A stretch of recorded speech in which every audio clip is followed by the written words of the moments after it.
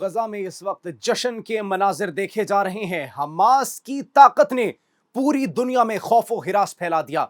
America अपनी हठधर्मियों से बाज नहीं आया। एक जानिब ट्रंप ने अपना बयान वापस ले लिया है, वो बयान जिसकी वजह से तमाम इस्लामी मुमालिक यकजा हो गए थे, वो बयान जिसकी वजह से बैनुल अक़वामी क़ुव्वतें यकजा हो गई थी, वो बयान जिसकी वजह से 125 मुमालिक ने ट्रंप को एक करारा जवाब दिया था। लेकिन उन्होंने ऐसी क्या हरकत की है उसका आपको बताएंगे अपने आज के इस प्रोग्राम में। सऊदी इंटेलिजेंस चीफ की जानिब से अमेरिका को एक धमकी दी जाती है, वार्निंग जारी की जाती है, जिसके बाद अमेरिका खामोश हो चुका है। ट्रंप ने अपने बयानात वापस ले लिए हैं। क्या सूरत हाल है गजा की, सब आपको बताएंगे अपने आज के इस व्लॉग में। आप एक न्यूज़ डिजिटल देख रहे हैं और मुझे जवाद यूसुफ कहते हैं। नाज़रीन, सबसे पहले अगर बात की जाए गजा की, तो गजा में फ़लस्तीनी इस वक्त जश्न मना रहे हैं। वहां पे अवाम के चेहरों पर मुस्कुराहटें देखी जा रही हैं।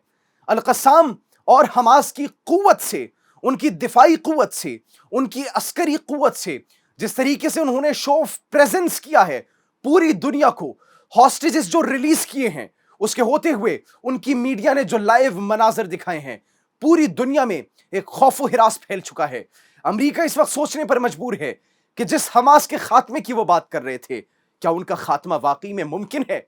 जो इजरायली फोर्सेस हैं वो सोचने पर मजबूर हैं कि जिस हमास को 15 माह से मुसलसल खत्म करने की कोशिश कर रहे थे, क्या उनकी अस्करी कुव्वत में जरा सी भी कमी ला पाए हैं वो सवालात हैं जो मीडिया पर मनाजिर देखकर उठाए जा रहे हैं। ये वो सवालात हैं जो हमास की कुव्वत देखकर उठाए जा रहे हैं। 3 हॉस्टेजेस को 5वें फेज में रिलीज कर दिया जाता है। इजरायली हॉस्टेजेस को जब रिलीज किया जाता है नाज़रीन, तो देखा जाता है कि अवाम का एक समंदर मौजूद था, वहां पे फलस्तीनी मौजूद थे, हमास की हिमायत में बहुत से लोग इकट्ठे हुए थे।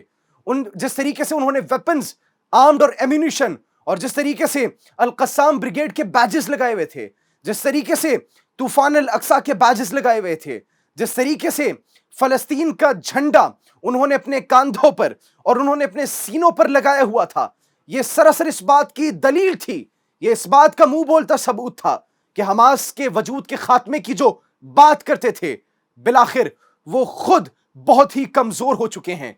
इतने कमजोर हो चुके हैं कि अब हमास के वजूद को ललकारना तक उनके लिए बहुत मुश्किल हो चुका है। ये एक जानिब सूरत हाल है गजा की, जहां पर हॉस्टेजेस को रिलीज किया जाता है और उन हॉस्टेजेस के बदले 183 फलस्तीनियों को आज के दिन में रिहा किया जाएगा। फलस्तीनी इस वक्त जश्न मना रहे हैं, खुश हैं, अपने घरों की जानिब जा रहे हैं। तो दूसरी जानिब नाज़रीन, ट्रंप जिन्होंने बयान दिया था वो अपने बयान से कैसे पीछे हटे हैं। उनकी एक नई स्टेटमेंट आती है। उस नई स्टेटमेंट में वो कहते हैं, हमें कोई जल्दी नहीं है, हमें कोई जल्दी नहीं है कि हम टेक ओवर करें गजा पर। हमारे प्लान्स हैं लेकिन हम कोई जल्दबाजी नहीं करना चाहते, बल्कि हम तो ताल्लुकात को बेहतर करना चाहते हैं। अभी अगले हफ्ते हम टैरिफ लगाएंगे मुख्तलिफ ममालिक पर, हम प्यूटन से मिलेंगे, रूस के सदर से मुलाकात होगी, नॉर्थ कोरिया के सदर किम जॉन से मुलाकात होगी, और फिर यह कहा जाता है कि अगर उनसे मुलाकात हुई और वो मुस्बत हुई तो पूरी दुनिया के हक में बेहतर होगा। इसके बाद नाजरीन, फलस्तीनी अवाम ट्रंप को भी एक जबरदस्त मुंह तोड़ जवाब देती है। वो कहती है, आप जो हमारे रेस्टोरेंट्स को तामीर करने की बात कर रहे हैं, आप जो हमारी सरजमीन पर डेवलपमेंट की बात कर रहे हैं, हम खुद कर लेंगे। जिस रेस्टोरेंट्स की तामीर आप करना चाहते हैं, जिन इमारतों की तामीर आप करना चाहते हैं, वो हम खुद कर लेंगे। यह हमारी सरजमीन है और हम बहुत जल्द उन रेस्टोरेंट्स को बहाल भी कर देंगे जिनको बनाने का ख्वाब आप देख रहे हैं। अगर आपको इतनी फिक्र थी, अगर आपने इतना सोचना था फलस्तीनी अवाम के बारे में, अगर आपने इतना सोचना था इस इंफ्रास्ट्रक्चर के बारे में, अगर आपने इतना सोचना था इन रेस्टोरेंट्स की बहाली के बारे में, तो फिर इनको तबाह क्यों किया। ये हमारी सरजमीन है, हम इस पर खुद काम करेंगे, हम खुद इसकी मुरम्मत करेंगे, हम खुद अपने घर बार बनाएंगे, हम खुद उन तमाम इमारतों को जिनको आपके हथियारों की मदद से, जिनको आपकी सपोर्ट की मदद से मलबे का ढेर बना दिया गया, हम खुद उनकी तामीर और तरक्की करेंगे। कोई जरूरत नहीं। अगर इतनी फिक्र थी तो फिर इन इमारतों को जमी बोझ क्यों किया गया। सवाल किया गया फलस्तीनी अवाम की जानिब से, और बैनुल अक़वामी मीडिया इस बात को रिपोर्ट कर रहा है। सऊदी के इंटेलिजेंस चीफ की बात की जाए नाज़रीन, तो उनके साबिक इंटेलिजेंस चीफ तुर्की अल फैसल ने एक बयान जारी किया है और कहा जा रहा है एक खत भेजा है जिसमें मुख्तलिफ सवालात उठाए गए हैं। अमेरिका को एक मुंह तोड़ जवाब दिया गया है, अमेरिकी सदर की स्टेटमेंट्स को डिनाई किया गया है, मुस्तरद कर दिया गया है। बिल्कुल ये कहा गया है کہ جو فلسطینیوں کا آپ حق چھین رہے ہیں نا، ایسا بالکل نہیں ہوگا۔ فلسطینیوں کی زمین پر ان کا اپنا حق ہے۔ فلسطین کی سرزمین پر اگر آپ یہ کہہ رہے کہ انہیں بے دخل کر دیا جائے وہاں سے، اگر آپ یہ سمجھ رہے کہ ان کے وہاں سے نکال دیا جائے، تو کیا یہ فلسطینی کوئی غیر قانونی تارکین وطن ہے جن کو آپ نکالنے کی بات کر رہے ہیں؟ یہ ان کی سرزمین ہے۔ اگر ان کو آپ نے آباد کرنا ہے تو انہیں حیفا میں آباد کریں۔ اگر ان کو آباد کرنے کی بات کرنی ہے تو ان کو جافا میں آباد کریں۔ اگر ان کو آباد کرنے کی بات کرنی ہے تو ان کو ان مقامات پر آباد کیا جائے جہاں پر زیتون کے باغات ہیں، جہاں پر اسرائیلی فورسز قبضہ کر چکی ہیں، جہاں پر فلسطینیوں کو ان کی اپنی زمین سے بے دخل کر دیا گیا۔ یہ تو ان کی اپنی سرزمین ہے، ان کو وہیں پر آباد کیا جائے۔ فلسطین کو ایک آزاد ریاست بنایا جائے۔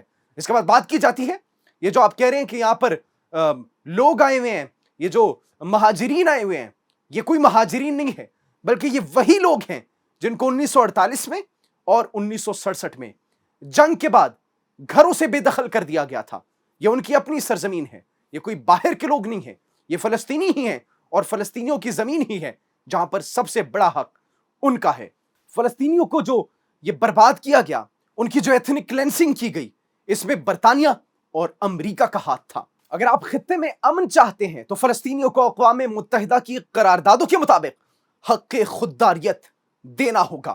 یہ سعودی کے سابق انٹیلیجنس چیف کی جانب سے ایک بڑا کرارا بیان سامنے آتا ہے، ایک منہ توڑ جواب امریکہ کو، جو کہ یہ باتیں کر رہا تھا کہ ہم پیلسٹینینز کو ڈسپلیس کر کے ایجپٹ میں یا پھر سعودی میں آباد کر دیں گے۔ اب دوسری جانب ناظرین، جو ہم نے بات کی تھی ٹرمپ کی، وہ اپنی حرکتوں سے باز نہیں آیا۔ ایک جانب انہوں نے اپنے بیان کی جسٹیفیکیشن دی ہے کہ ہمیں کوئی جلدی نہیں ہے، لیکن دوسری جانب $7 بلین کی امدادی ہتھیار فروخت کرنے کی اجازت دے دی ہے اسرائیل کو۔ ایک جانب پوری دنیا پر پابندی لگائی جاتی ہے اور ایک ایسا بل منظور کیا جاتا ہے کہ اب امدادی ساز و سامان، جنگی امدادی ساز و سامان، مطلب ہتھیاروں کی فروخت بند کر دی جائے گی۔ لیکن ناظرین، دو ممالک مصر اور اسرائیل، ان پر پابندی نہیں لگائی جاتی امریکہ کی جانب سے۔